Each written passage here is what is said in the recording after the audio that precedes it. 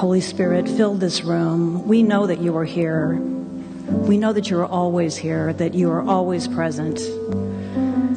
You are present in the walls of this room. You are present in every aspect of creation. And so as we acknowledge you and we welcome you, we take responsibility for the gifts that you have given us, knowing that we are made of the same spirit stuff. And we are so grateful. We are so very, very grateful that as we begin to know you more and more, we know who we are. We know the greatness in ourselves, and we extend that acknowledgement to each other, that we truly become a family of love that extends beyond these walls to everywhere. And so I'm just knowing that this service, which is so intentional, that provides a container for our knowing, that provides a container that we know more of who we are and what we are to do to be of service. And so for that I am grateful. And I am grateful for everyone who has made this service possible, from folding the programs, to ushering, to greeting, to our ecclesiastical team, to our musicians, because all of us together and the congregants that are here today make East Bay Community what we are, a community of love, a community who is committed to changing this planet to work for everyone. And so I'm knowing that as we begin our journey to explore the idea of ensuring the stewardship of this planet, I know that Reverend Celeste brings the word today to help us understand even more clearly what we are to do. And so I just am grateful. I am grateful for the opportunity to be together today. I am grateful for the opportunity to grow as a community. I am just grateful to know that God is all that there is. Every moment, every day without fail, that we are never separated from this, and that what is ours to do is just to know this profoundly and deeply. And so it is with gratitude, deep gratitude, that I release this word. Release it knowing that it is manifest as I speak. And so I let it go, I let it be, and so it is. And so it is. Holy Spirit, fill this room. Shekinah glory, sweet perfume. We need your presence, we need you. Holy Spirit, fill this room. We need your presence, we need you. Holy Spirit, fill this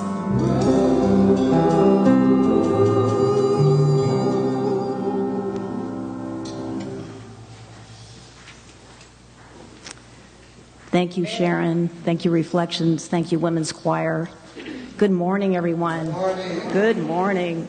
I'm Kimberly Satterfield. I'm one of the licensed practitioners here, and I get this opportunity to just do a little testimony. When I first came here, I was not in a great place, and one of the things that really shifted things for me was the power of the spiritual mind treatment that you just heard, and that practitioners are absolutely steeped in.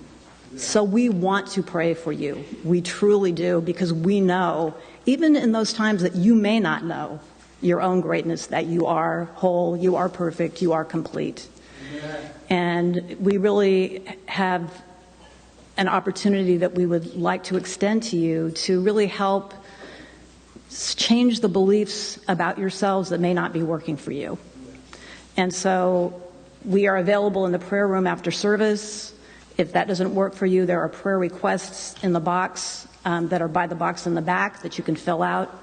Our numbers are in the website. Please, please take advantage. Please, please take advantage of the service. We truly, truly want to serve you. So, one of the things that we can do together to begin this service to really say what we believe.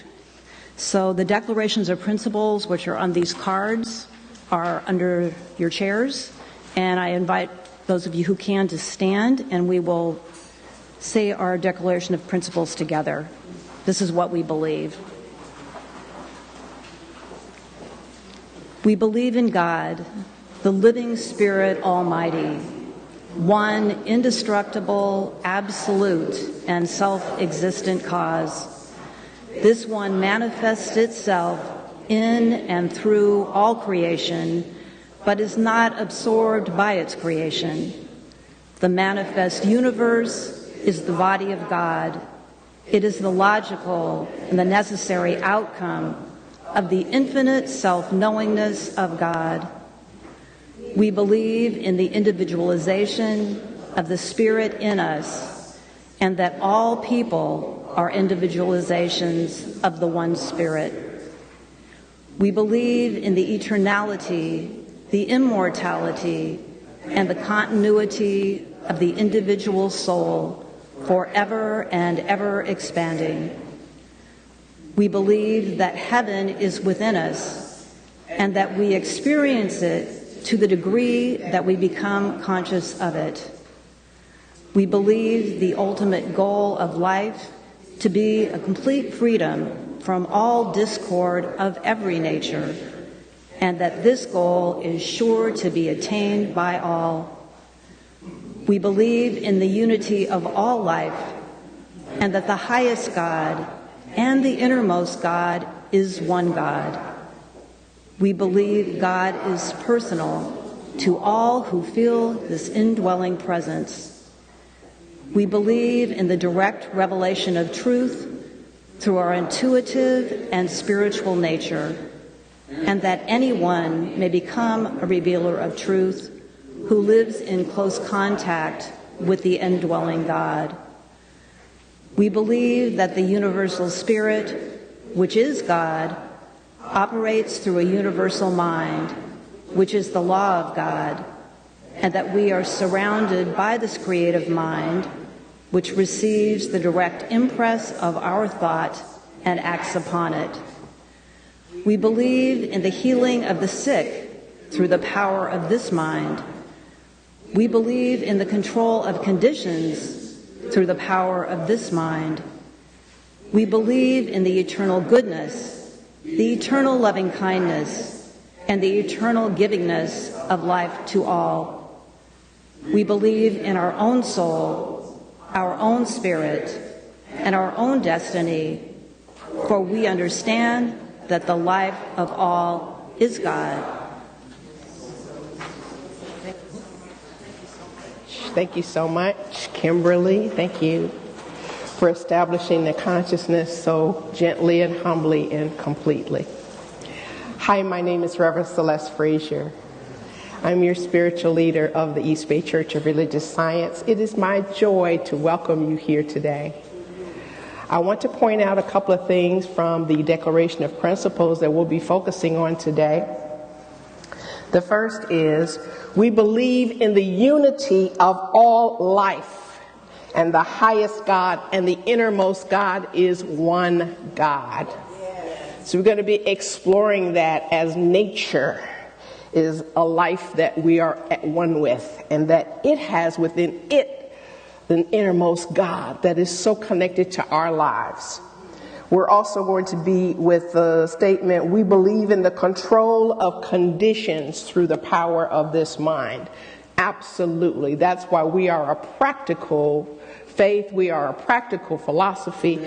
We are an active philosophy. And so just giving thanks for this teaching and for you being here today. The second thing I'd like to do is to invite people who are here for the very first time. If this is your first time attending the East Bay Church of Religious Science, would you be so kind as to stand so that we may confer a blessing upon you? All right. Good. Please remain standing. Please remain standing as the congregation gives you a blessing as they repeat after me. Welcome to the East Bay Church of Religious Science. Welcome to the East Bay Church of Religious Science. We know who you are. We know who you are. You are a unique emanation of love. You are a unique emanation of love. Of intelligence. And of beauty. You are a special way that God is happening on this planet. You are a special way that God is happening on this planet. We thank God for you. We thank God for you. Welcome to the East Bay Church of Religious Science. Welcome to the East Bay Church of Religious Science. Please take your seats with honor. Let those roses be a reminder to you of your own inner beauty. That's the part of you that the beauty will never fade. And so we just celebrate all that you are, and we invite you to look inside the envelope that you were gifted with. There's a form in there. We would really appreciate it if you would leave your contact information there.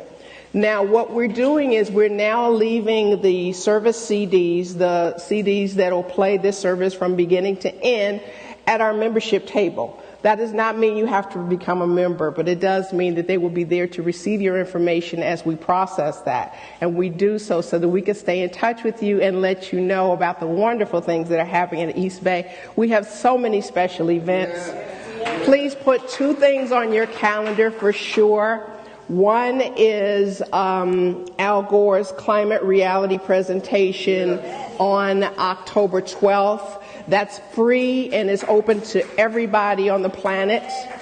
And our prayer symposium, which is our 9th prayer symposium, and that's on the last weekend of October 25th and 26th. That's just a sampling, but those are two things that we're really looking forward to having people experience the breadth of this community and all of its loving kindness. So, I also want to acknowledge Kimness and Kathleen, would you please stand? And Leo. Reverend E called to make sure I didn't forget. Kimness and Kathleen are betrothed.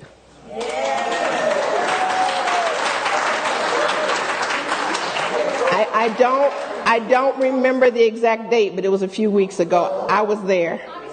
August 3rd. There you go. So congregation, let's reach out our hands in their direction and say, Kathleen and Kimness, we love you. We are absolutely thrilled to see your love for one another. We are thrilled to see how you and Leo complete this perfect family.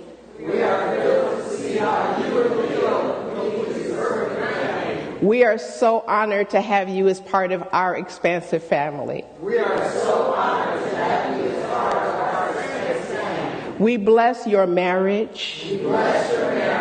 The wedding was beautiful, but the marriage is out of sight.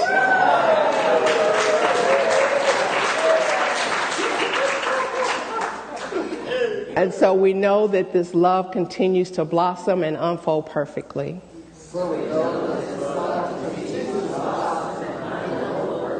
And so it is. Yes. I think that's all I have to do except invite you to shake someone's hand, give someone a hug, but please give them a smile.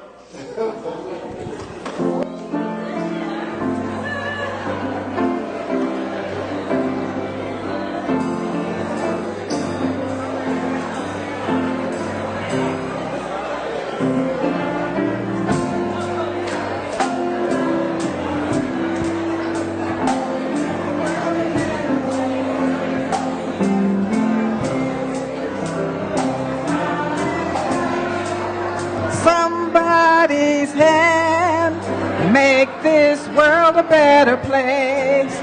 Yes, we can reach out and touch somebody's hand, make this world a better place.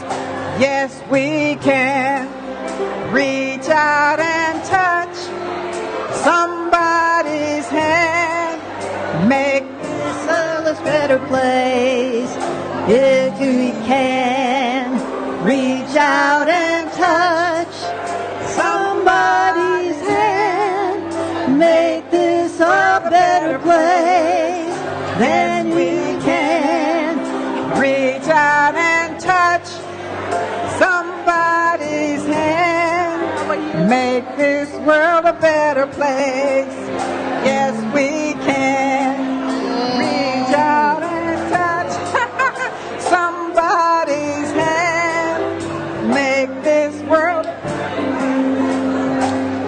We can reach out and touch somebody's hand, make this world a better place. Yes, we can reach out and touch somebody's hand, make this world a better place. Yes, we can reach out and touch somebody's hand, make this world a better place. Yes, we can reach out and touch somebody's hand, make this world a better place. Yes, we can make this world a better place. Yes, we can make this world a better place. Yes, we can.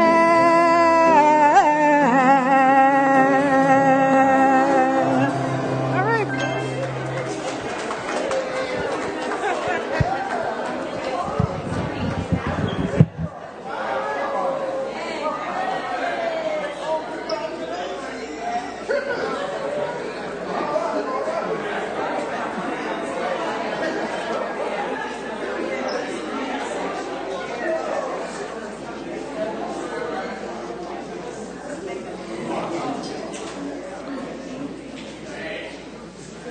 So I would like, ooh, my goodness. I would like to invite the youth to go to youth church if you would like to do that. Please come. Thank you, Tucson. Yay, Tucson. And now I would like to invite Papa Eagles to come and give our community announcements. Thank you. I reiterate, for first-time guests, do fill out your form. Do go to the membership table and get your free CD of today's service. Amen. Today's Dynamite service. Okay. Members and friends, do let us know if you moved or you have a new address so that we can update our database. We would like you to fill out the forms if you have not also. That is, if you've changed your information or you've never gave us that information. We'd like to, keep in contact and support you. Thank you for your help with this. As a member of East Bay Church of Religious Science, what really does that mean? We do have a membership table in the fellowship hall, and Reverend Badia will answer your questions about membership at East Bay.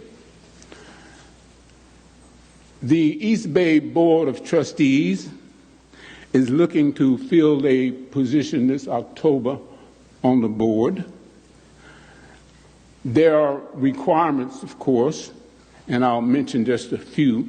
You can get a fuller explanation from our board chairman, Arlene King, or a board member. We would like you to have been a member at least for a year of this church. You have business experience, organizational skills, you're at ease with long-range planning. You have a strong foundation in the science of mind principles, and of course that you've completed foundations. It will require certainly a commitment to our church and a willingness to give your time and talents. Our board wants you to fill that opening, as I mentioned earlier, this October. So please contact one of the board members or Arlene King for more information. Young adults, 18 to 40.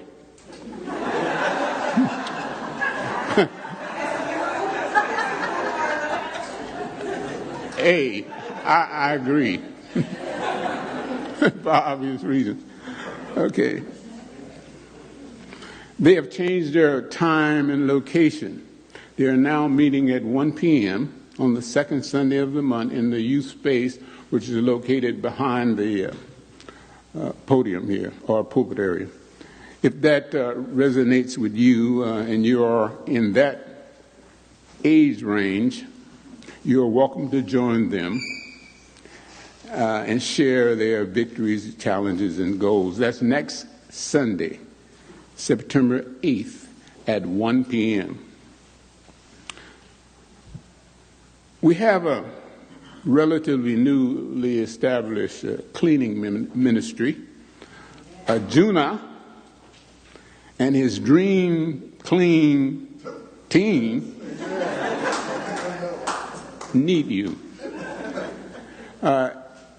If you have an obsessive compulsion about cleaning, you really like to clean everything, this may be definitely the savor opportunity for you to get your groove back.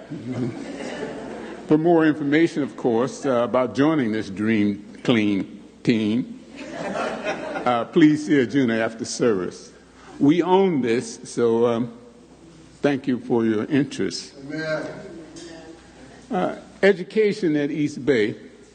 Well, it's time to enroll in the soul-stirring and mind-enriching heart-building class at East Bay. And this announcement is basically supplementary to the wonderful flyers that you have in your bulletin. For we do have a great lineup for this fall. We have great workshops coming up.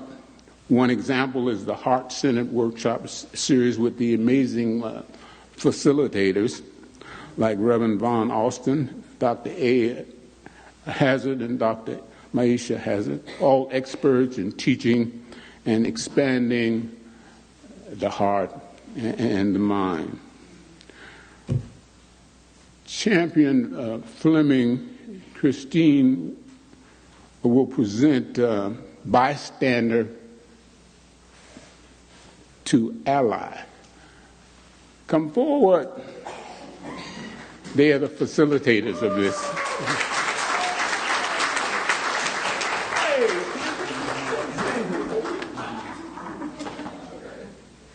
Good morning, East Bay. Good morning. My name's Champion Fleming, and I'm almost minister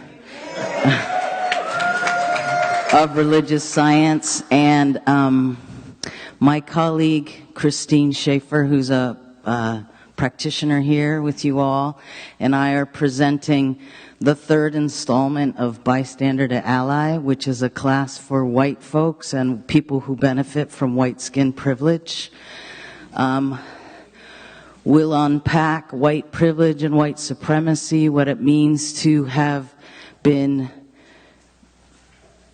enculturated into a society that benefits us through the systems and practices of this culture, and what to do with that unearned privilege, how to turn it around and use it for good, and how to inhabit and occupy a new kind of whiteness.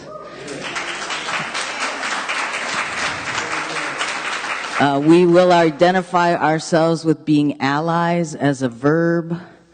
We'll talk about being metaphysical abolitionists and how to create a vision for a different future. We'll come into our own wholeness in our whiteness and talk about righting the wrongs of our ancestors and how we can move through the world now to heal all of what came behind us and move forward in a new way.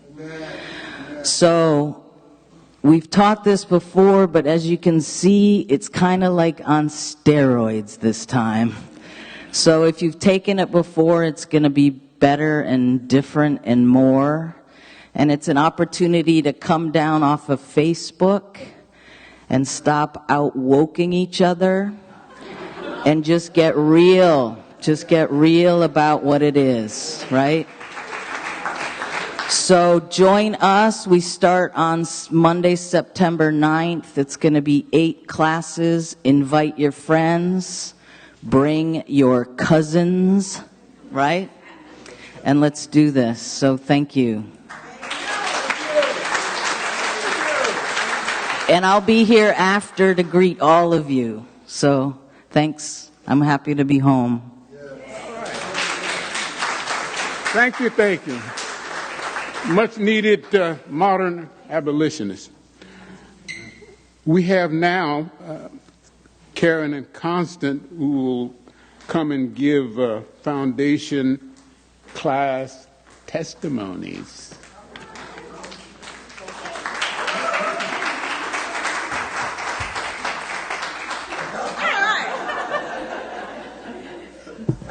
Good morning, East Bay. I am so excited to tell you about, this is my first time getting to talk about how amazing my foundations class was. So it was nice to be asked to do this because I took foundations probably almost 2 years ago. And so for those of you who haven't taken foundations, this is one of the reasons why I took it. Well, I didn't even know all the reasons why I took it, but this is some of the things that I got out of it. And let me just start by saying I've been swirling around this community for 10 years, not only here at East Bay, but in Sacramento, where I attended a New Thought church, and in San Francisco. And then when I came here and I was like, you know, this is time for me to get to a new space and a new level and make myself a home. And I thought that Foundations was a great place to start, right? And what I will tell you is that through Foundations, I was able to, yes, explore the teachings of Ernest Holmes and other great thought leaders that have influenced this spiritual practice. But Foundation gives you an opportunity to move not only through the thought of it, but the place, the intellectual understanding of it, but to a deeper spiritual practice. And for me, that's meant writing spiritual mind treatments, affirmations, prayers, and daily meditation that have now become a really big part of my daily life and daily journey that really weren't there. And because of that, I've grown deeper, I'm more happy, I'm more grounded, and the benefit has been really tremendous for me. I've grown deeper in my faith and my expression of love to myself and to others, and my ability to let go and just let God. I've become greater and a more conscious manifester. And when I say conscious, I'm conscious of the stuff I'm manifesting that I really don't want anymore. Like, oh, I get it. I really did that. And that's been bigger than the manifestations that have been great, beautiful manifestations. Is recognized like, yeah, you did that, girl. That was all you. So change that thought. So, the last thing I'll say is the community that I have grown since I taken Foundation. Sometimes you go to church and you don't feel like you're connected, even though everybody here shows up with love and kisses and warmth. But like, if you don't know somebody's name or have a phone number that you can call, Foundations gave me that, because my class is my cohort now. So when we see each other, there's something extra special about how we greet each other. And I feel like I can call many of them now to this day.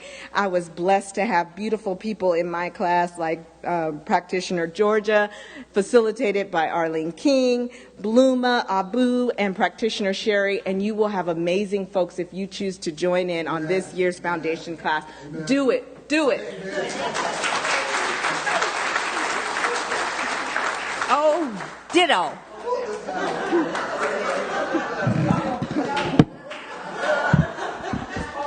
Hold it. Okay, well, I prepared this, so I'm going to read it. So. How many times have you heard someone in this pulpit say, there's a power for good in the universe greater than yourself, and you can use it? Yes. Guess what? The Foundations class shows you exactly how to do that. Every week of the jam-packed 10 weeks that zip by for me, there's a new spiritual principle to study in depth. For example, affirmations, abundance, gratitude, immortality, joy, with essays by various religious science ministers, teachers, and general wise people, and exercises to help you understand and practice them. I found the exercises particularly informative and exciting for revealing my own thought processes, which allowed me the opportunity to work on changing them. Also, there are guided meditations, my favorite, since I can always use a guide. And you keep a daily log, a record of your meditative thoughts, and a gratitude log, among other writing, to help you with your spiritual practice. Yes. Then there's a final project that will stretch your mind and your imagination and exercise your creativity. Yes. As a bonus, as Constance said, because you are sharing so intimately with the class, but by contract never beyond the room, lasting bonds are developed between you and your classmates. And you'll learn everything you ever need to know about this symbol, and you'll be able to do spiritual mind treatments backwards in your sleep with your hands tied behind your back. I don't know about you, but I, even with all my formal education, find Ernest Holmes's writing incredibly dense. When Reverend Celeste says, as she often does, that she's going to break something down for us, that, in this class, means she rephrases Ernest Holmes in a way that makes him comprehensible and applicable to our own daily lives. Yes. This class is taught by passionate, prayerful people with a deep, deep knowledge of the principles and practice of religious science, and who are driven to teach. And it's an honor to be in their presence and to have their attention. It's challenging and requires some work if you want to get the most out of it. But if you haven't taken it already, or you did long ago, I highly recommend that you take it now, for your own sake, for the sake of your family and friends, and for the greater community and the world. Trust me, if you do, you will never sit in this church again and see that symbol as a piece of pretty art.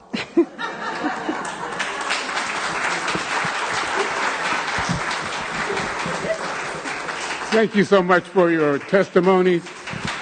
You make me want to take it again.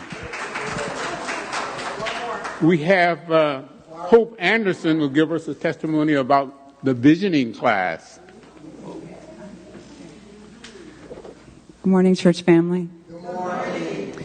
So I have had the great honor of taking the visioning course 2 falls in a row, actually. I got so much out of my first class that I just went right back into it, and it's actually become a daily practice of mine, very personal practice. So for those of you who don't know what visioning is, it's what we instruct here is a form of visioning that was, I guess you could say, adapted or created by Dr. Reverend Michael Beckwith of the Agape. And for me, the main difference between, just to give a quick little distinction between what visioning is as opposed to creating a vision board or using the law of attraction and sitting down and creating declarations and intentions for your life. Visioning is more of opening yourself up to Spirit and allowing whatever messages and information from Spirit to just come through you. So it's really more of a deep listening and surrendering and just allowing yourself to be open and receptive to higher information. And often for me, when I vision, I've had great insight about my life, and because I'm open and surrendered, I'm able to get information that I wouldn't normally think in my conscious mind. I've come up with solutions to problems I thought were insurmountable. I've received just really amazing information. And what I've noticed is that opening to visioning has also deepened my own daily practice. I notice that I'm more connected to Spirit. I'm more in tune. I notice that my creative and my intuitive capacities expanded. I've even noticed that I have more of an experience of oneness with people and connected to people. I notice I'm more empathetic. And so it's just been this amazing journey of just opening up. So this is just taking everything that we do here on a deeper level through visioning process. So I'm happy and available to answer any questions you may have after service. I'll make myself available in the fellowship hall. And I just encourage you all to just give yourself the opportunity to just go deeper with your own connection to Spirit, your own connection with your heart, your own connection to Source. Because you truly have all of the answers within you. And this is a great gateway to access that. Thank you. God bless.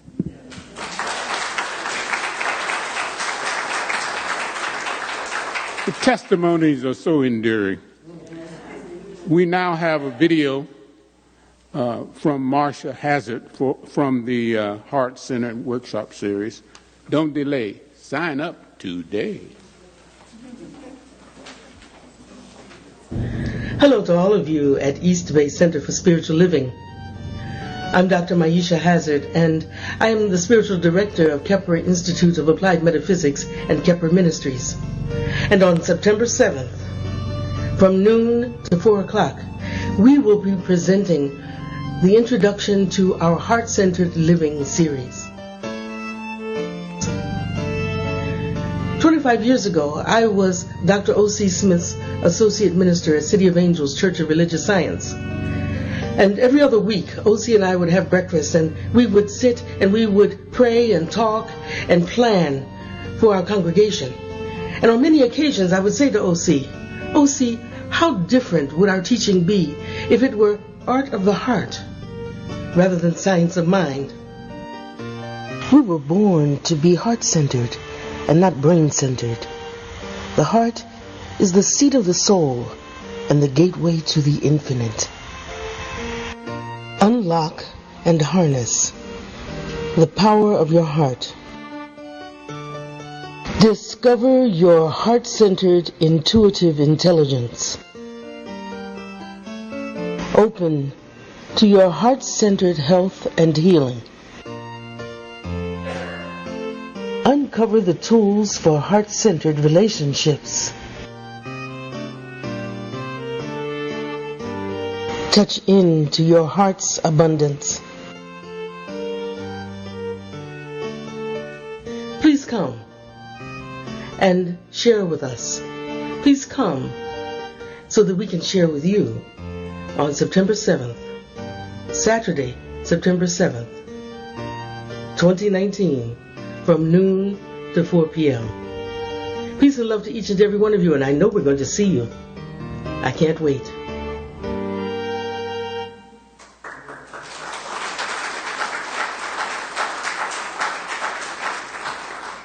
Are y'all inspired? Well, it continues because now it's time for Sharon Henderson. Oh no, our congregational song. And then we'll go right into Sharon Henderson and Reflections. So.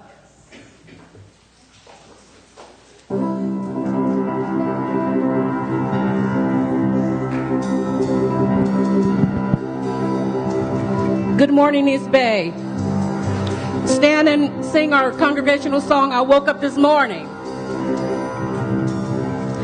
I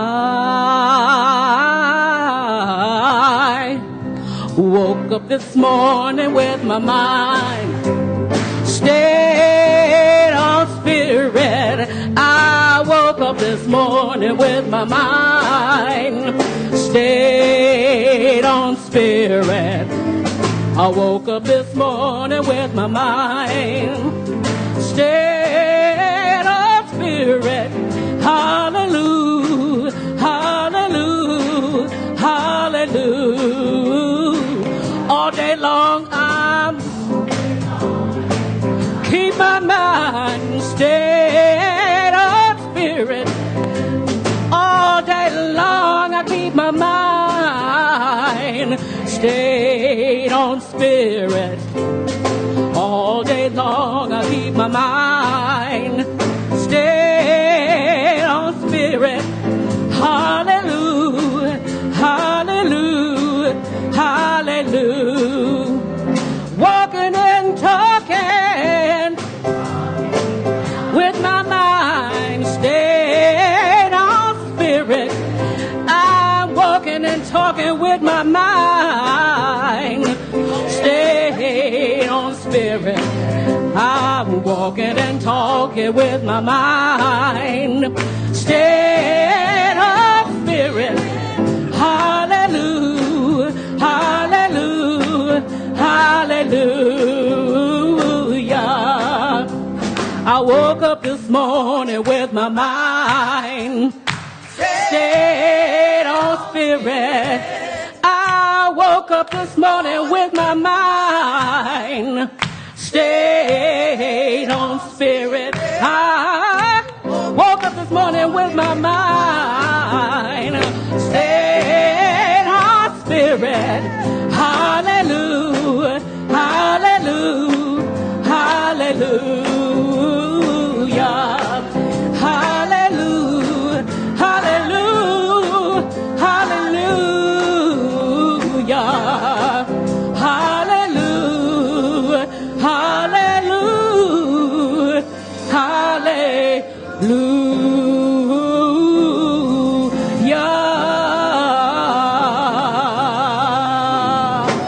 Yeah.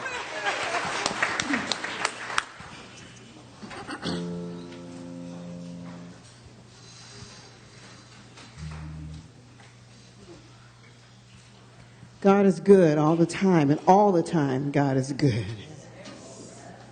Yes, yes. As we will be taught today by our Reverend C about loving the earth. Amen. This is a song you all know, I Need You to Survive. When we sing I Need You to Survive, let's remember the earth. We need the earth, Mother Earth, to survive, as well as we need each other. So that's the spirit that we bring today. I need you to survive. Join in when you feel that you need to or want to.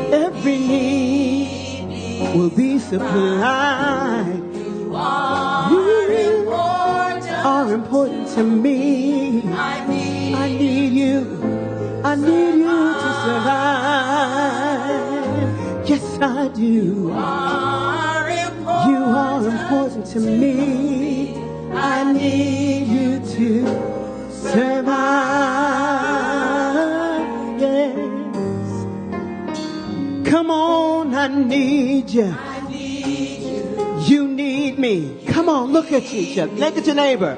We're all a part of God's body. Stand with me. Agree with me. We're all a part of God's body. It is God's will that every need will be supplied. All important to me. I need you to survive. Yes, I do. You are important to me. I need you to survive. Come on, look at your neighbor and say, I pray for you. I pray for you. I pray for you. You pray for me.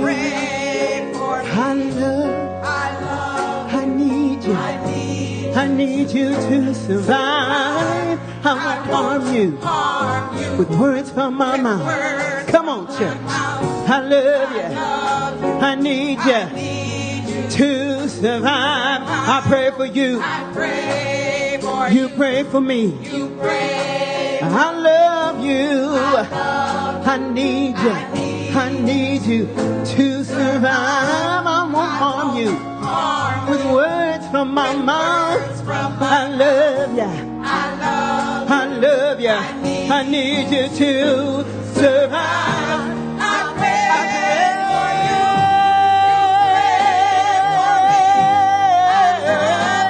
I love you. I need you to survive.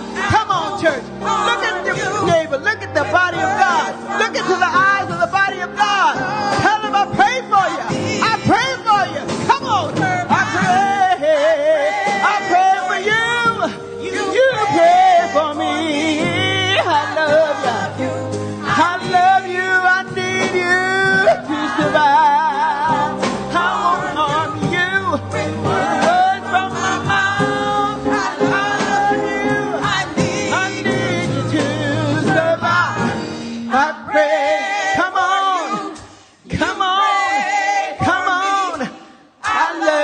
you.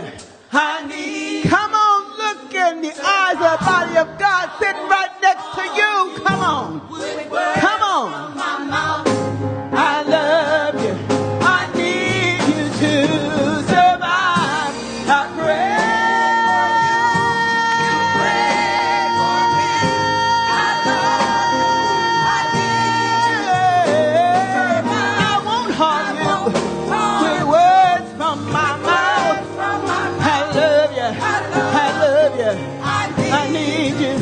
It is God's will. It is God's will that every need is going to be supplied. You are important to me. I need you to survive every day of my life. You are important to me. I need you to survive.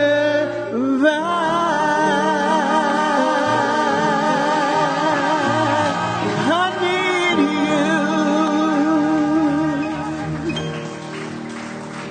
Yes, yes. Hallelujah. Yes. Yeah, hey. Woo. Yes, yes. Yes, God. Yes, God. We say yes. Yes. All right, we are family. Yes, we are.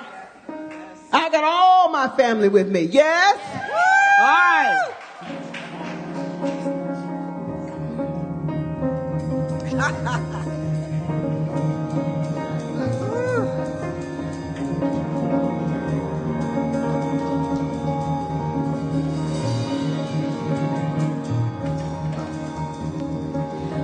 It's a family affair. It's a family affair. It's a family affair. It's a family affair.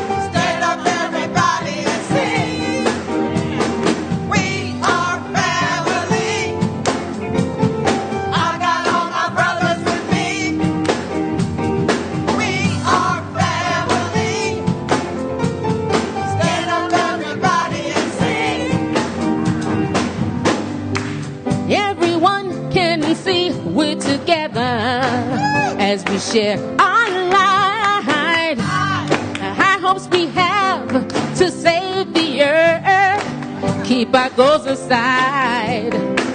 No, we don't get depressed. Here's what we call our golden rule: take care of this earth and each other too. You won't go wrong. Oh no, this is our family jewel.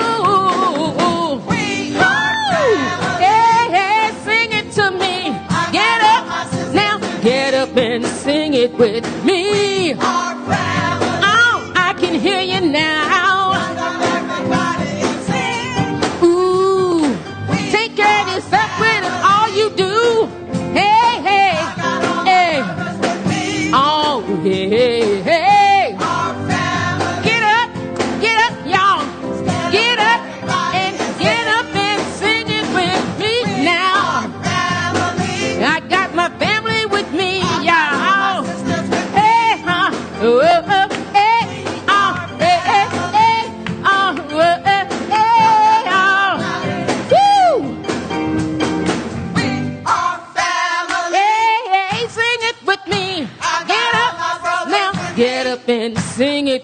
me. Our family. Oh, I can feel it now. Stand up, everybody, and sing. Ooh.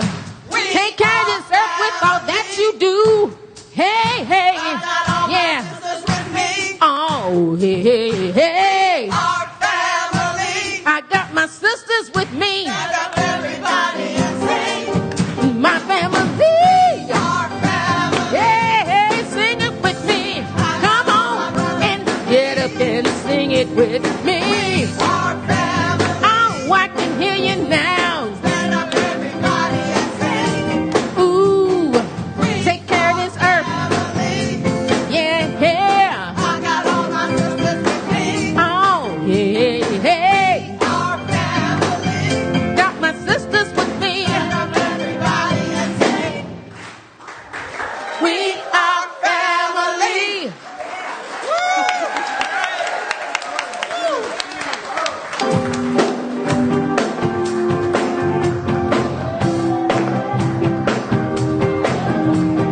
We are family. Get up, everybody, and sing. Oh, we are family. Get up, everybody, and sing. Hey, hey, sing it with me. Get up and get up.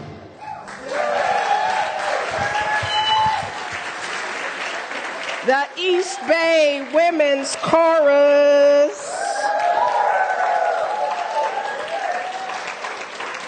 That was Bliss leading out We Are Family.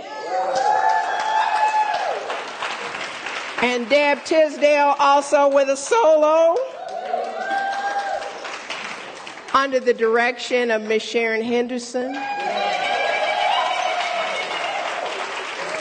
Mark on keys, Tony on lead guitar, Lee on bass, and Zeno on drums. We are family. We are family as East Bay. We are family as humans. We are family as beings. We are family as life energies, right? So when we look at the word family, just as the lyrics were modified to remind us that we're here to take care of each other. That means taking care of the earth too. I love the reading from Howard Thurman in Meditations of the Heart that Kimberly chose today. You know, I learned from the earth what it means to be humble. You don't see the earth going, hey, did you see all that water I absorbed? Check out how I just like synced up with that sun and brought the flowers to open. Did you see that? Right? Look how big I am as a mountain. None of that happens. But we get to appreciate all of the beauty that the earth has for us. Not simply visually, but the very organism that maintains and sustains us. It is an emanation of God, just as we are emanations of God. And it's just this one planet that we are equipped to live in with the apparatus that we have at this time. And so it's really important for us to act as if it's true, because it is. I was looking at Ernest Holmes in The Science of Mind, and he says, the earth contains untold riches, and the very air is vibrant with power. I mean, when you think about it, you know, and you can tell, like there's certain times when I am near the ocean where I feel the most alive, because it's the ocean air that energizes me. And my prayer partner reminded me Friday, because I was in San Diego, seems like forever ago. I think it was last month. It was July, so a month before. Just being in that that high rise we were in and looking out at the ocean brought so much peace. You know, it brought an unspeakable kind of a connection without even shouting at me. Its very beingness lifted me and brought me something that no human can. And so it's important for us to remember the riches that we have. We talk a lot about recycling here, and we're going to up-level this conversation for many reasons. And the most important reason is that because we do need the earth to survive. And, you know, I know, you know, we all don't like to be able to pull stuff out of garbage and put it in the right containers, but we do that. Not just to avoid a fine, but because it's the right thing to do. I'm pretty sure my mother's watching, and she'll probably be upset that I shared this, but here's how I was brought up. Now, my mother's working in downtown Chicago, and somebody throws something on the ground. She's never seen that person before in her life. She says, "Pick that up."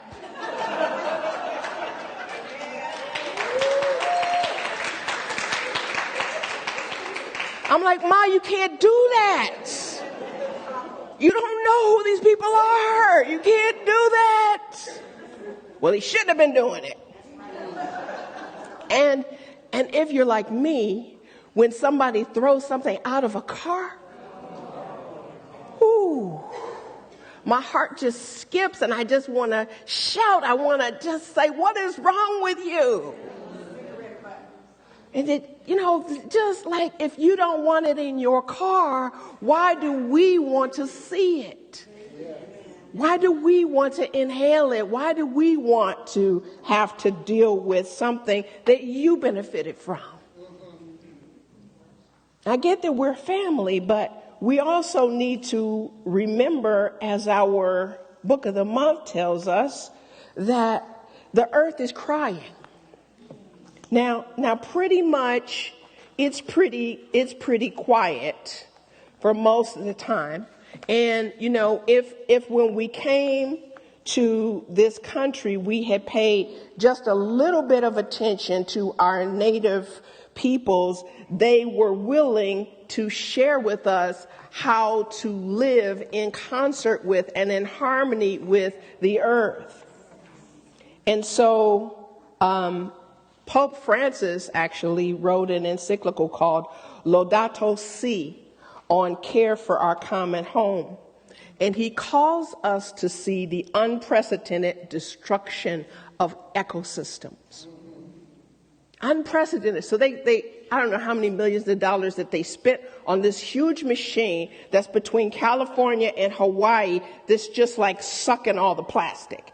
It's just like sucking it out of the ocean. And I don't know how long that will last. China has already sent back our recyclables because they can't handle it. They sent it back in a ship. They were making money recycling our garbage, and that was even too much for them to deal with. So it's really gotten out of hand because there are species that will never return. And so what we're visiting upon the earth in terms of this destruction is rooted in really spiritual and moral questions. And it requires from us a spiritual and moral response. I want you to listen to what this encyclical also says further, because it's important for us to look at the abuse and the violence and the way we live. Now, energetically, on one level, just energetically alone, we are polluting. Okay? And so when we go further, it says that those symptoms that we create are evident in the soil, in the water, in the air, and in all forms of life. I looked up the other day, and people are selling cheetahs. Selling cheetahs. Okay, the animals, not Cheetos.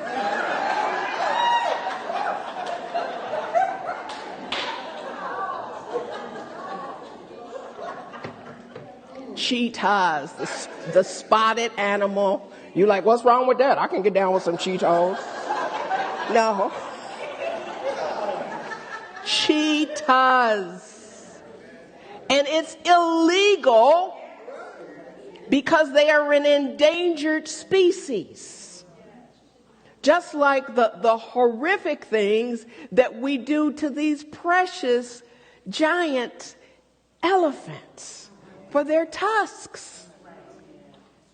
And so there's just so many like uncounted kind of travesties that we do. And it's like not only have we lost our moral compass, that we've lost our spiritual center because this is what we're doing.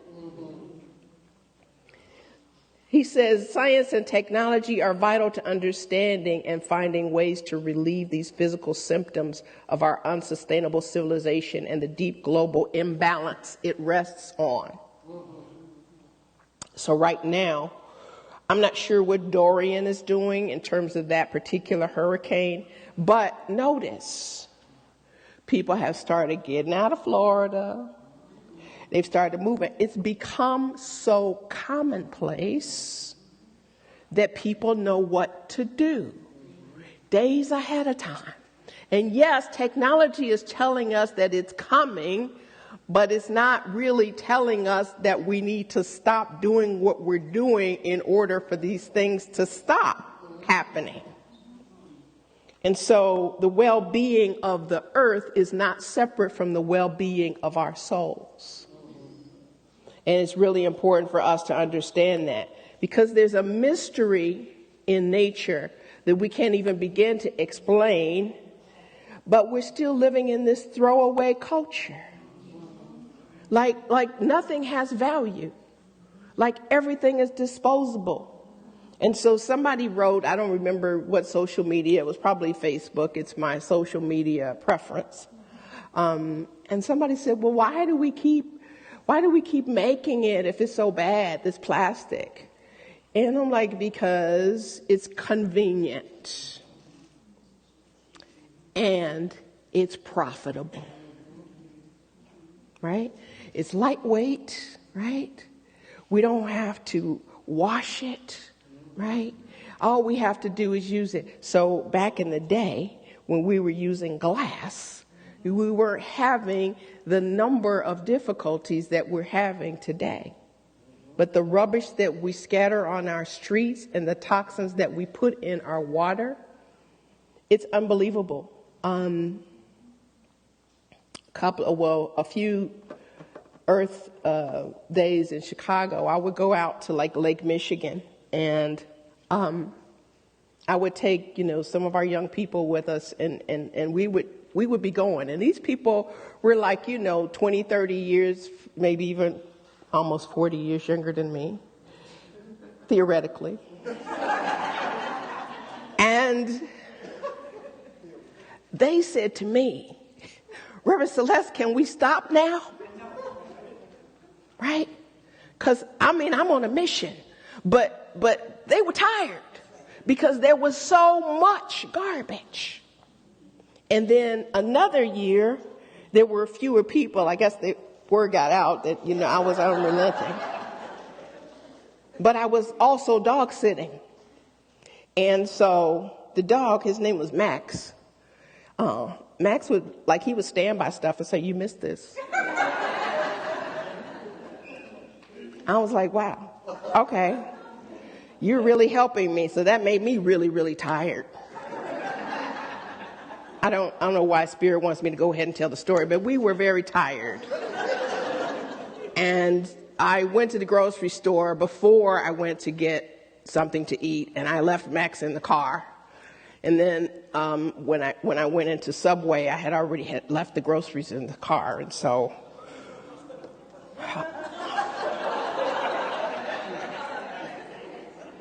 under my steering wheel is Max tearing open a loaf of bread, right? I mean, I was pretty pissed off, but he had worked up an appetite. I mean, you know.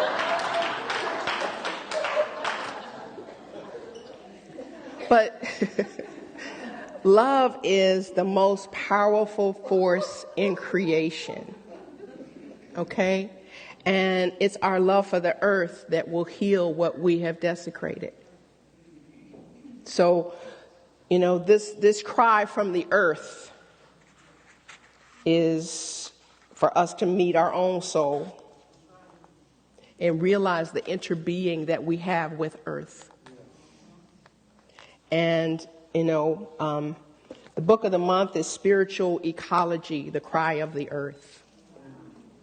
And a lot of great people are writing in here, Thich Nhat Hanh, a number of people that are seeking to bring us in touch with who we are as beings, more so than as humans, but as beings, so that we can restore our planet back into balance. Now, the earth is in distress, and it is sending us signs of the extremity of the imbalance through earthquakes and tsunamis, floods and storms, drought and unprecedented heat. There are now indications that we are approaching a tipping point, Dominic, and that unless there is a shift, we are embarking upon an irreversible change with unforeseeable consequences. So the world is not a problem to be solved. It is a living being to which we belong, right? So when you talk about the world, you're not talking about something outside of yourself. You're talking about something that we're very connected to. And until we go to the root of our concept of separateness from creation and the sacredness of creation, of nature, we will forget our own sacred nature. So it's really important for us to not be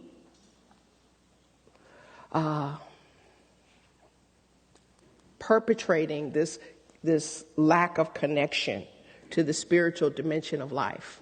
You know, some people think that it's optional, but it is our very life. So Thich Nhat Hanh says that the tsunamis and the destruction of the coral reefs are not just physical symptoms, they're bells of mindfulness.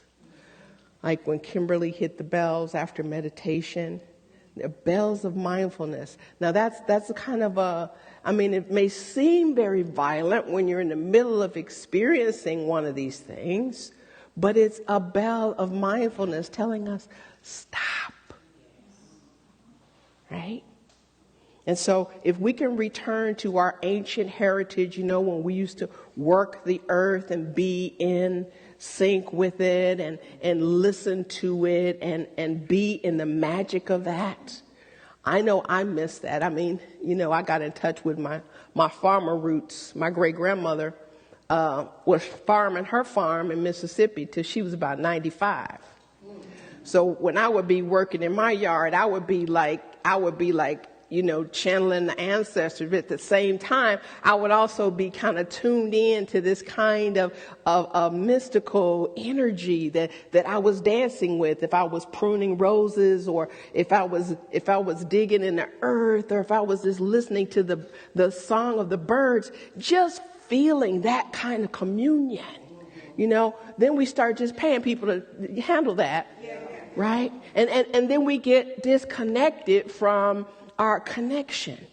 And so there's a pattern of interrelationship that we have with all of life, because this is what nourishes us, right? And, you know, we have to get free of this nightmare of materialism before we kill ourselves. So that's what's destroying the fragile beauty. That's what's destroying the magical beauty, is this greed and this need to be able to sell off everything. North America itself was plumaged so crucially that it's become a real issue. The prophecy was that there was going to be a degradation of the earth and recognized by two important systems. The first is winds would accelerate and continue to accelerate. We see that happening already, right? And the other thing is how people treat their children. These are the signs that we are headed for a degradation of this planet. So guess who is really most concerned about what we do with the planet? Our children. They know that they're inheriting this. They want to bring our attention to it and say, please stop. There's a young girl, I posted it on our East Bay group page, who did this mural where you can see like a bear underwater and like the human is underwater up till about here, right? And just to say they're paying attention, you know, but it's really up to us who have the responsibility. That's what dominion really meant. It didn't mean you get to just run everything down to nothing. It means you have a responsibility to take care of this that I created before you. You weren't here first. You came along because these other things were put in place so that you would have something to interrelate with, to ingest, and to live from. So, Ernest Holmes says, man has perceived that nature works through him in order to work for him. He has harnessed electricity, compelled steam to do his bidding, conquered their air, built cities, and made the desert to bloom. Now, I think that's very generous of Ernest Holmes to say. But it was there before us. So the spiritual side of the natural world is absolute. The laws are absolute. Understand what these laws are and get along with them. That's what they did in Scotland with Fenhorn. You know, they thought, oh yeah, we're gonna have this great farm, and they were doing stuff, and the earth wasn't responding. It wasn't until the people started listening to the earth that it prospered and multiplied. We are so busy thinking that we understand everything, and we understand no thing. I mean, you know, because we think that we've experienced this, that, or the other, we think that, you know, we know it all, and there's nothing that anybody can tell us. I was being with the Course in Miracles, when I was being with the textbook in chapter 12, and it was really about saying, you just think you understand, but there's so much that you don't understand. And when we don't understand, we make these judgments, and we make these judgments based on a previous insight, right? It's like there's no end to our understanding. It's supposed to keep going. But we keep relying on old information for our present moment awareness, which just basically sends us into judgment. And we don't even recognize it as judgment because we are so used to doing it. It's just the way that we do things. And so when we start judging each other, it's because we formed a thought and we thought that that thought had merit. It was just a belief based on an emotional response. This is what practitioners do when they get with you. They look at, when you say this is the condition I'm dealing with, they look at the condition and then say, okay, how do you feel about that? And then when you see what the emotional body was, well, what happened before you started feeling that emotion? And then when you realize realize that it was a belief that led to that emotion, which confirmed a belief which was made long time ago, it doesn't give you room to expand in your belief or your understanding. So here you are literally standing under an old perception, and a perception isn't even real. It's just a concept based on an emotion, based on a false belief. So we're functioning on all of these false beliefs, thinking that we're going to promote life. Well, that ain't going to work, y'all. Amen. That's not how things are made. So understand that the Indians, the Native Americans, have Thanksgiving 12 months a year. Not 1 month a year, 12 months a year, okay? They give thanks for the sap that runs through the trees, right? They give thanks for the planting of the trees. They give thanks for the first fruit, the strawberries. They give thanks for the bees, right? They give thanks for the corn. In fact, there's such an understanding of how nourishing and nurturing that the life is that comes from the earth, that Native American women would notice that this is a maternal energy that is caring for us. So much so that they would take like an ear of corn and place it in a baby's cradle next to the baby, knowing that the baby would be nourished and nurtured by the presence of this corn. And so the symbolism is not lost on our Native American sisters and brothers, but somehow it is lost on us. You know, we probably, I ain't putting no corn in my baby's crib. What you talking about? But that's because the sacredness has been lost. The acknowledgement of the maternal nurturing and nourishing has been lost. We want to put electronic monitors in their room and go on about our business. Not you, those other people.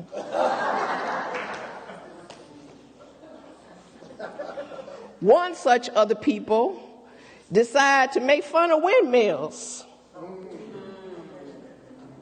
What are windmills doing? They're telling us the velocity of the wind. And they're also providing energy. But because Mr. Trump hasn't figured out how to profit from windmills, he makes fun of the windmills. The noise, it causes cancer. I mean, what? What? So we have to really pay attention to who we are believing.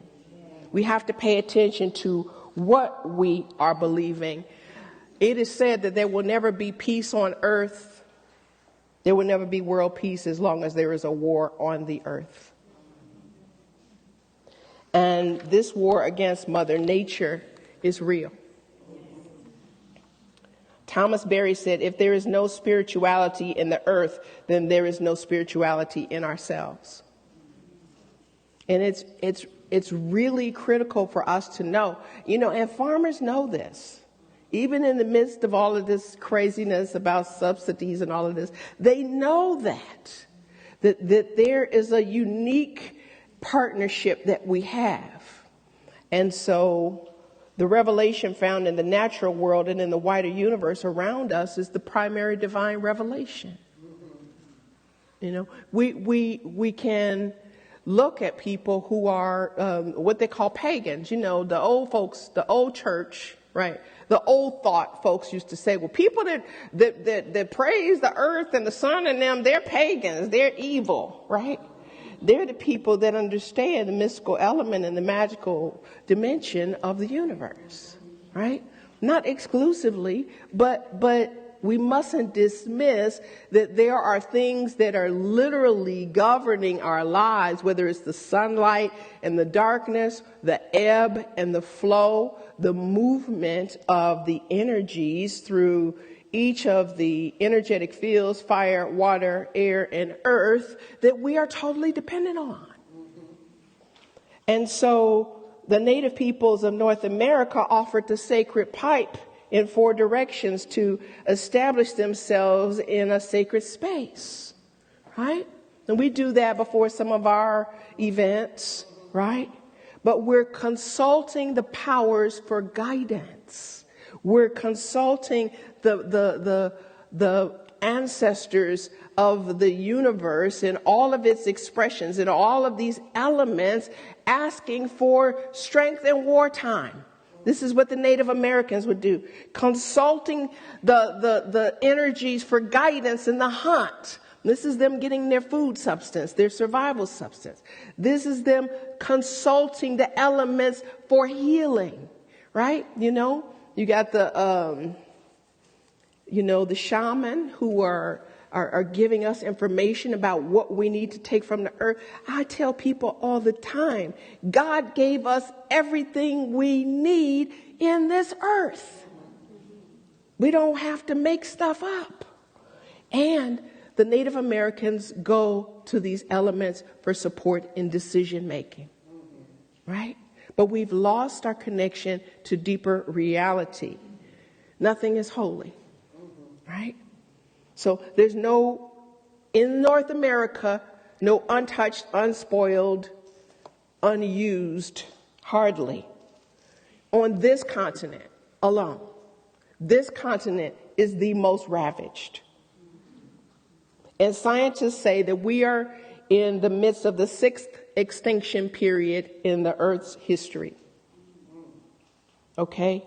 And no such extinction of living things has occurred since the extinction of the dinosaurs 65 million years ago.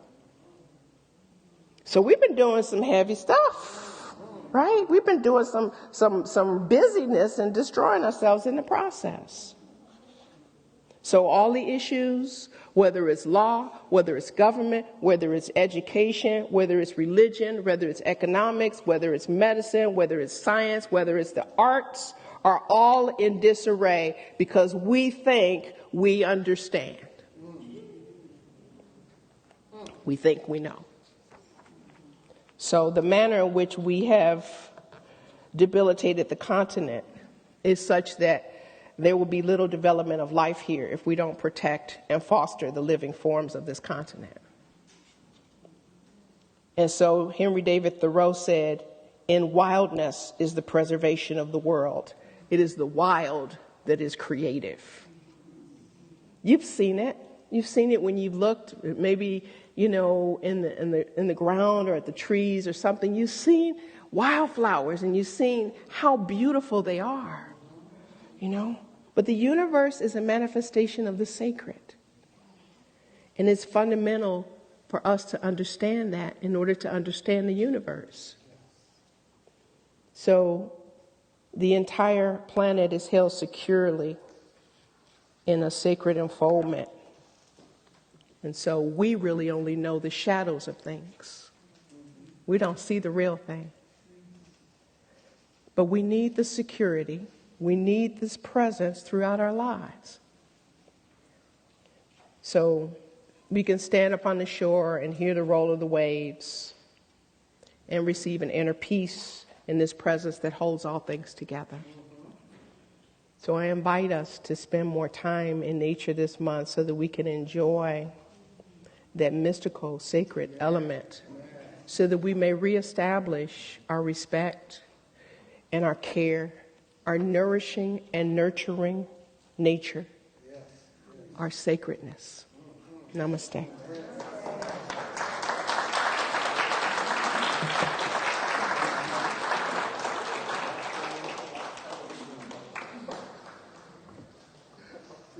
As I begin to prepare for prayer, I want to invite all ministers and practitioners to stand with me.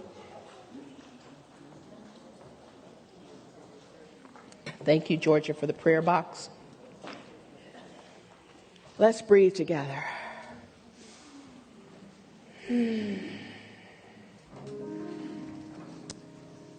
Let's breathe together, for the presence is that which connects us in a sacred family that we are living and moving and having our beingness in. It is this presence of wholeness, of perfection, of completeness. It is this presence of peace, of joy, of freedom. It is this presence of compassion It is the energy of love that we turn to now. We turn to it and we think about all of the abundant blessings that we have that are not anything that we would have if it were not gifted to us from our very source. And so we have a deep and profound understanding that this source is also representing itself in, through, and as all of life. We surround Florida, North Carolina, Georgia, all of these areas where Dorian is now. And knowing that in this expression that we are hearing the bell of mindfulness, that we're hearing this opportunity to shift our awareness away from greed and toward that which is invaluable, that it has no price that could ever begin to describe its value. I am knowing that it is this wholeness of this presence that is revealing itself through this continent that is North America as a whole. The divine idea that stands for freedom is now poised to be free to realize just how rich and bountiful this uncharted land that once was 400 years ago and is now in need of a shift in order for us to be remaining on this particular piece of land. I'm knowing and accepting there's peace right where Willie and Yvonne Cooper are, as Yvonne's mother, Mildred Evans, made her transition this week. We surround this entire Evans and Cooper family, knowing that even though Mildred has shuffled off this mortal coil, that she is acclimating easily and effortlessly in her new dimension in this life that is eternal. And so we accept that Yvonne and Willie may participate in the wisdom of their new spirit guide. I'm knowing that right where Wendy Worsley is, peace is, as she thinks about her son Mark and his challenges with health. So we're knowing the perfection that lies within this being that we know to be Mark, and we're knowing that his spirit is informing his mental, emotional, physical, and all of his subtle bodies and etheric body of this perfection. Knowing that regardless of circumstances or conditions, that there is a place within him that has never been hurt, harmed, nor endangered. It is that place that is now revolutionizing and shifting the entire story about dis-ease into one of ease and wholeness. I speak a special word for my colleague, Reverend Harriet Hawkins, who underwent brain aneurysm this weekend, and as all of the ministers around the world came together in prayer and were absolutely holding and knowing her goodness, that this complicated situation became very simply resolved, and we continue to hold her in the light, knowing that God is able, that God is the creative energy that finds a way beyond which we previously understood to reveal perfection in a greater way, in a way that has not been widely known. And so we celebrate her continued recovery. I know that right where the family of Ramon Hopkins is, God is. We continue to surround Kablaya as well as Fabiana and her children and the siblings, and knowing that as they have this memorial at Chimes Hayward on Thursday, September 5th, that this life will be celebrated, and all of the love that he has given and all of the love that he has taught by his life.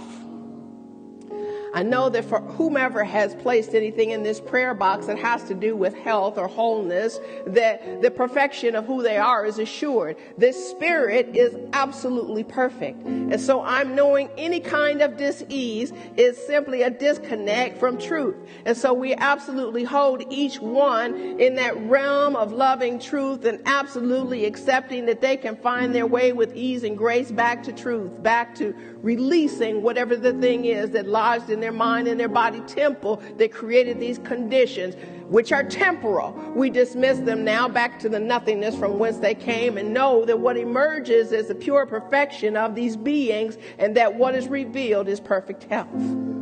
I'm knowing that for anyone who has placed anything in this prayer basket around relationship challenges, conflicts, and turmoil, that there is love in the midst of each one.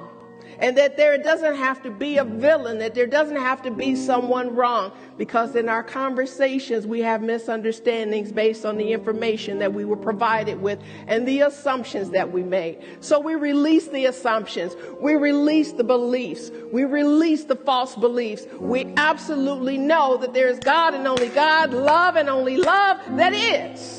And so we step into our true identity. We step into that power and allow ourselves to see with fresh eyes, to see without judgment, to see with absolute, pure, peaceful, loving energy, that this is my beloved in whom I am well pleased. There is nothing that he or she or they could ever do that would stand in the way of me loving them and them loving me. This is what I know.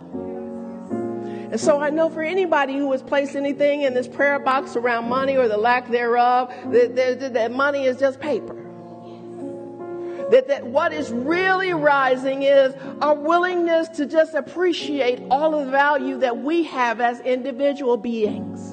And as we do so, it becomes much easier for us to value everything that is. And we will find in all of our mining, not of the earth, but of ourselves, that there is such richness, such gold, such absolute richness and wealth that we needn't attribute it to someone else or assume that someone else has what we don't. We're all made of the same stuff. We've all got it. Everything necessary for us to live prosperously, to have harmonious relationships, to burgeon in creativity, to absolutely be in an awareness of our oneness and our absolute well-being. I know that all things are working together for those who are really truly aware of this presence as love, for it is in love that we are allowing ourselves to awaken. And so rather than going on social media and trying to outwoke each other, we simply concentrate on our own awakening. In gratitude, I release this word and I let it be. And together we affirm this by saying, and so it is. Amen. God is good. Woo, woo. All right. Well, we're going to move into offertory now. I thought I'd do this round the way girl thing. How y'all like that? I told Owen, I said, maybe somebody will tune in and think they got a young minister. Yeah, girl, yeah, that's me. Anyway, so let's prepare ourselves for more joy by giving. Giving brings joy. We have nothing to offer God. God has it all. And so when we appreciate what God has gifted us, we give from that place of abundance, knowing there's no scarcity or lack in the universe. I'm so grateful to know as Kevin and Sharon come forward to lead us in song for our offertory that we cannot be God-giving, no matter how hard we try.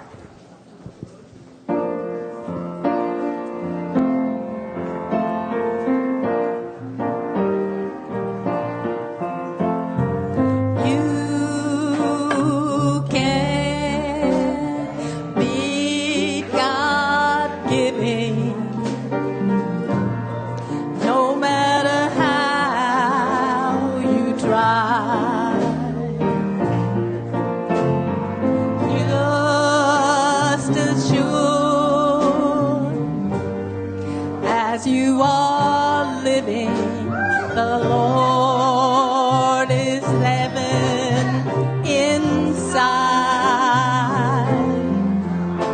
The more you give, the more God gives to you. Just keep on giving because it's really true. You can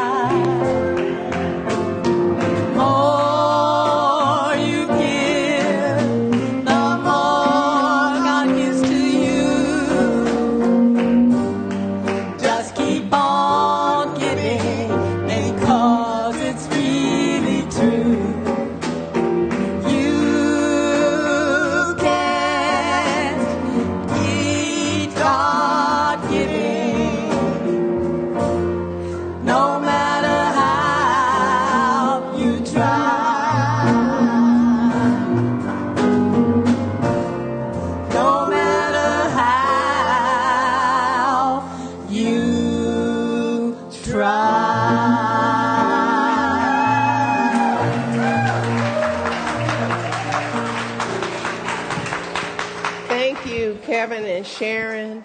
Thank you, band.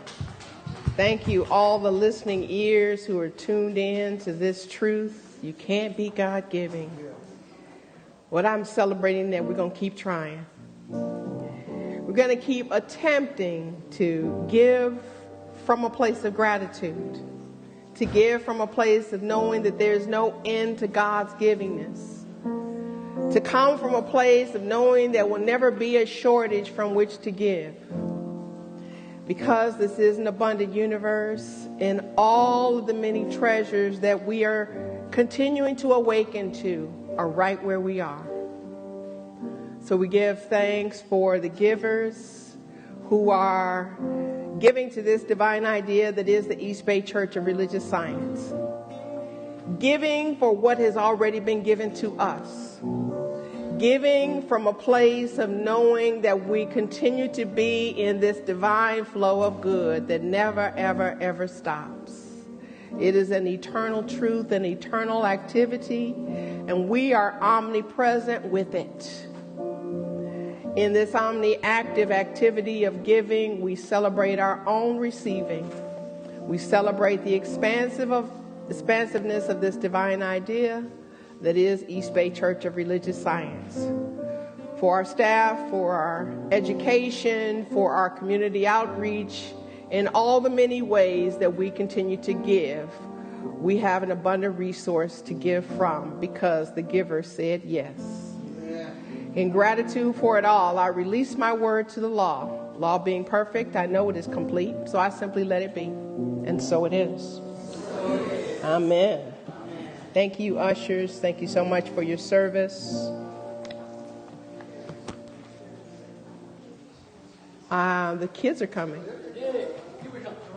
Hey, Toussaint.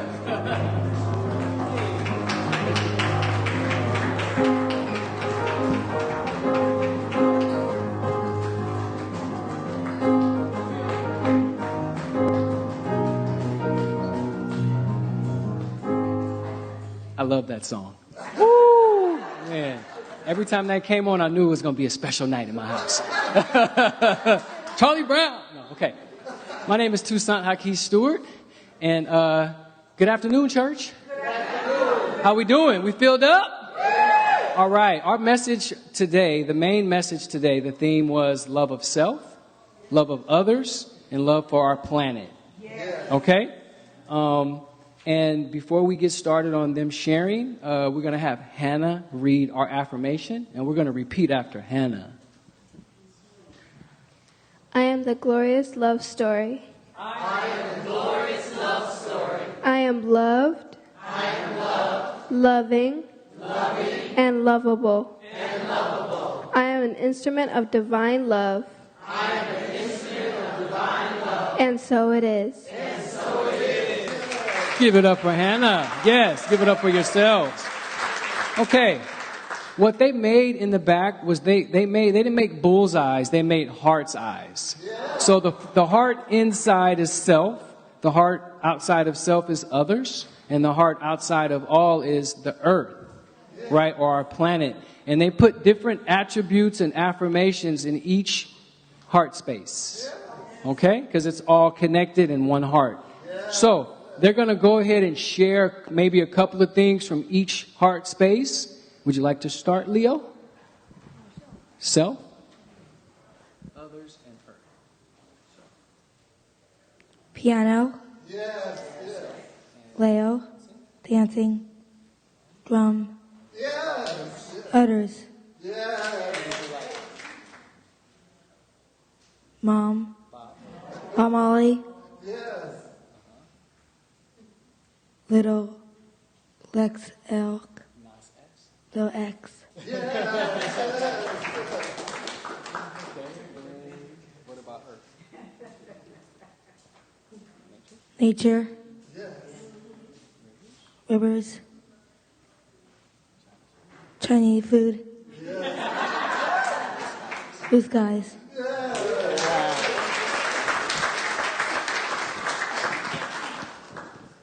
I wrote that I am loving, I am kind, and I am a free spirit for yourself. For others, I love my family, my friends, and my teachers. For Earth, I love the trees for giving us oxygen, the breeze. I love nature, and I love watermelons and mangoes.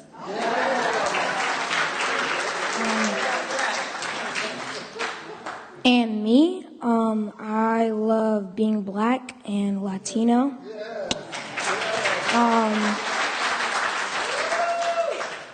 I love that my mom adopted me.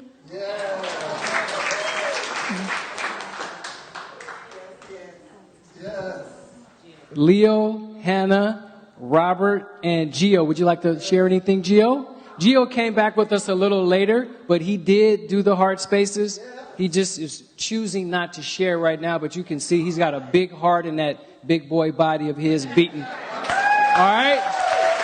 Give it up for our children. And so it is, yes. We hold out our hands to our children, but we really are holding out our hearts to them. We are surrounding them. And as we discussed earlier, how we treat them is how we are assured of life without interruption. And so it is our nature to love them because they are beautiful, they are wise, they are intuitive, they are creative, they are valuable beyond measure. So we bless them with peace as they watch us in all of our confusion, acting as if we understand. We bless them in their peace, knowing that they are relying on us for their guidance. And they don't know that we are also relying upon them for their guidance. And so I'm knowing that they are so much a part of our well-being and our growth. And so we just give thanks to them, we celebrate them, we thank God for them, and so it is. Amen. Amen.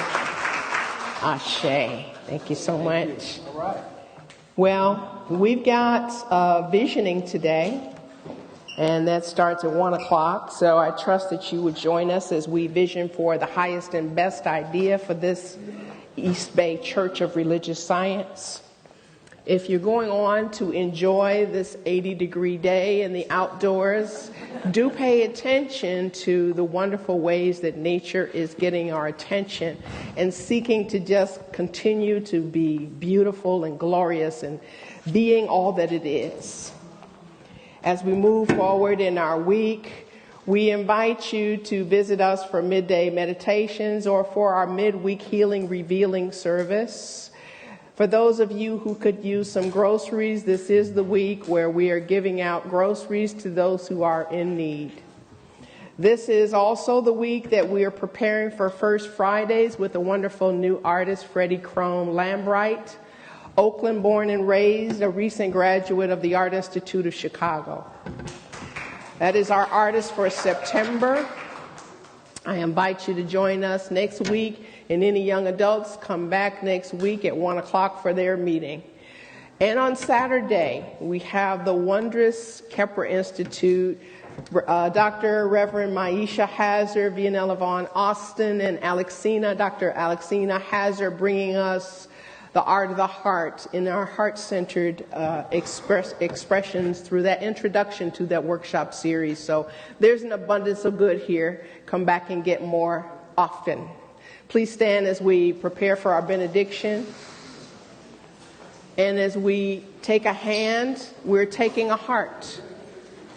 As we take a hand, we are taking the world into our hands. For each one of us is the world, collectively. Mother, Father God, infinite spirit, engine of our lives, the very heart power that makes all things possible. We allow ourselves to submit and surrender that there is something within us that is greater than anything that is out picturing. We tune into that. We know that everything is divine. We celebrate all of the divinity in every living expression. And in gratitude for all the abundant blessings that we receive from each one of us, we celebrate it and give thanks. And so it is. Amen. Have a nice weekend. You too, Lola.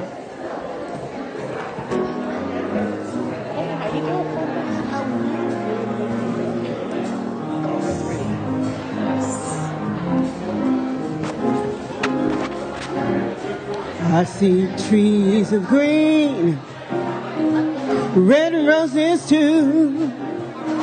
I see them bloom for me and for you. And I think to myself, what a wonderful world. I see skies of blue and clouds of white, the bright blessed day and the dark sacred night. And I think to myself, what a wonderful world. Oh, the colors of the rainbow, so pretty in the sky, are also on the faces of people passing by. I see friends shaking hands, saying, how do you do? And they're only saying, I love you. I hear babies cry, and I watch them grow, and they'll learn much more than I'll ever know. And I think to myself, what a wonderful world. Come on, Tony.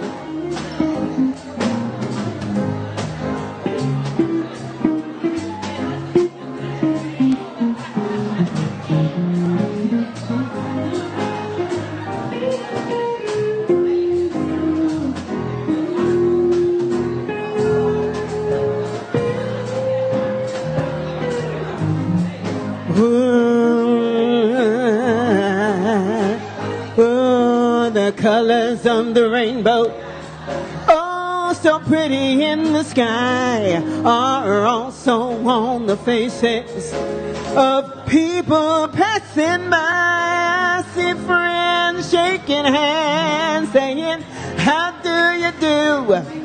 Well, they're only saying, I love you.